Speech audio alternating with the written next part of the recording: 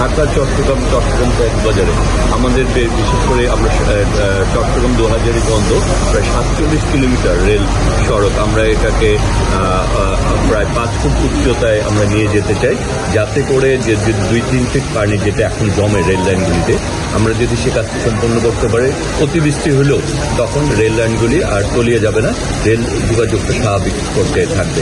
এই সরকারের এই মুহূর্তে একটি টেন্ডার প্রক্রিয়া রয়েছে, মনে হয় অচিরে এটি কার্যক্রম শুরু হবে, তখন আমরা আশাবাদী যে এই ভোগান্তি থেকে আমরা এই এলাকার মানুষ।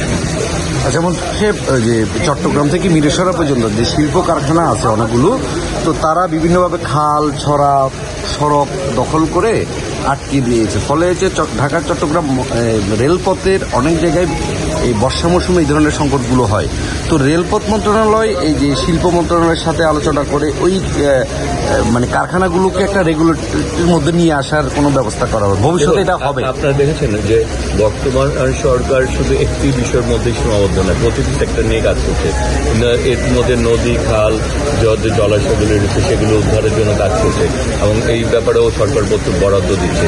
সাথে সাথে শিল্প বর্জ্যগুলি এবং পরিকল্পিত যে কারখানা গড়ে উঠেছে এবং যারা দখলদার তাদেরকে উচ্ছেদ করার জন্য, এবং রেলে কিন্তু এবং যোগাযোগে আমরা কিন্তু সোলার এবং ইলেকট্রিক ইভির মাধ্যমে আমরা আধুনিকায়ন করে কাজ করছি। আমরা রেলকে যাতে আমাদের লোকোমোটিভ ক্যারেজের সংখ্যা বৃদ্ধি করে, যাত্রী সেবা বৃদ্ধি করা, এবং প্রতিটি স্টেশনে আরও উন্নয়ন করে আমরা যাত্রী সেবা যাতে বৃদ্ধি, প্রতিটি সেক্টর নিয়ে কাজ করা হচ্ছে। সুতরাং যারা দখলদার, যারা মানে অনৈতিক কাজকর্ম যারা জড়িত, কাউকে আত্মপক্ষ দেওয়া হবে না, এবং প্রতিটি মন্ত্রণালয় তার নিজস্বভাবে কাজ করে চলছেন এবং সবগুলি মন্ত্রণালয়ের সাথে সমন্বয় রয়েছে। আমার মনে হয় যে এইসব ব্যাপারগুলিও আমরা আস্তে আস্তে। আরেকটা প্রশ্ন আছে, একটা প্রশ্ন সেটা হচ্ছে গত 15-17 বছরে প্রায় 1.5 লক্ষ কোটি টাকার উপরে রেলে ইনভেস্টমেন্ট হয়েছে, কিন্তু সবচেয়ে গুরুত্বপূর্ণ কিছু জিনিস যেমন হচ্ছে ক্যারেজ এবং লোকোমোটিভটা হয়নি। তো আপনারা যে উন্নয়ন প্রকল্পগুলো চিন্তা করছেন সেখানে এই সংকটগুলোকে প্রায়োরিটি দেওয়া হচ্ছে কিনা? আমরা যেটা দেখেছি যে আমাদের যেভাবে রেল ট্র্যাক বিস্তৃতি ঘটেছে, কিন্তু সেইভাবে লোকোমোটিভ ক্যারেজটা আসে নাই।